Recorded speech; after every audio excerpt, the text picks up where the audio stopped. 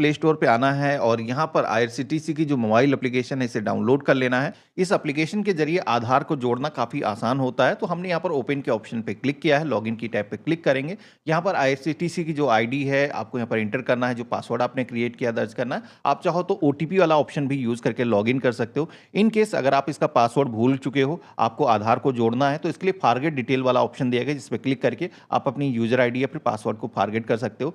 इसी के साथ में रजिस्टर यूजर का भी ऑप्शन यहाँ पर दिया गया है। तो इन केस अगर आपने अभी तक आईआरसीटीसी की आईडी नहीं क्रिएट करी है, आपको एक नई क्रिएट करना है, तो रजिस्टर यूजर का ऑप्शन पे क्लिक करके आप अपनी एक नई आईडी क्रिएट कर सकते हो। कैसे आईडी बनाई जाती है इसका सेपरेट मैंने वीडियो बना रखा है।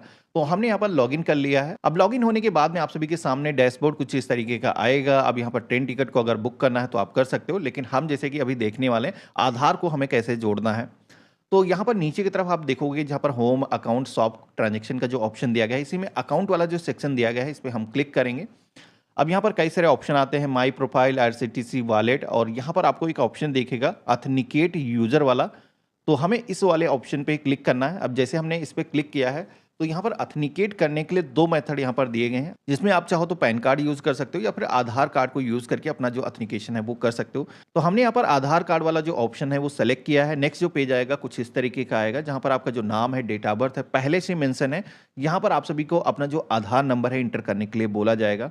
आप चाहो तो अपनी वर्चुअल आईडी भी इंटर कर सकते हो आधार कार्ड की, लेकिन यहाँ पर ध्यान ये रखना है कि आपका जो नेम यहाँ पर दिखाया गया है या फिर आपकी जो डेट ऑफ बर्थ दिखाई गई, मेल फीमेल जो जेंडर यहाँ पर दिखाया गया है, ये आपके आधार कार्ड से मैच कर रहा हो। इनमें अगर कोई चेंजेस हैं तो पहले जा करके आपको अपना जो नेम है उसमें चेंजेस कर लेना है, या फिर डेट ऑफ बर्थ अगर आपको चेंज करना है तो प्रोफाइल के सेक्शन में जा करके इसको चेंजेस आप कर सकते हो।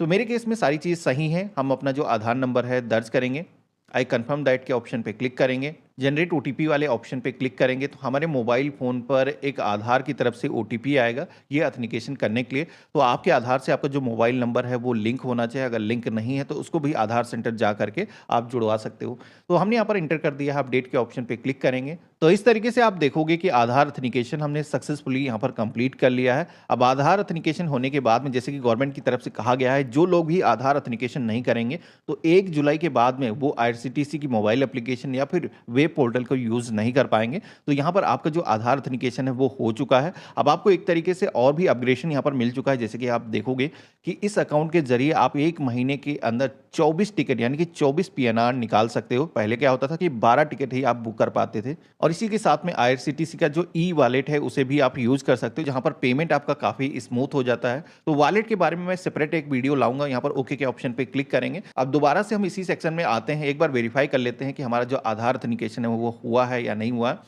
तो ऑथेंटिकेट यूजर के ऑप्शन पे क्लिक करेंगे तो आप यहाँ पर देखोगे कि हमारा जो आधार कार्ड है वो हमारी इस आईडी के साथ में इंटीग्रेट हो चुका है। हमारा जो ऑथेंटिकेशन है वो सक्सेसफुली हो चुका है। कभी भी आपको दोबारा से ऑथेंटिकेशन करना है तो रीवेरीफाई यहाँ पर कर सकते हो।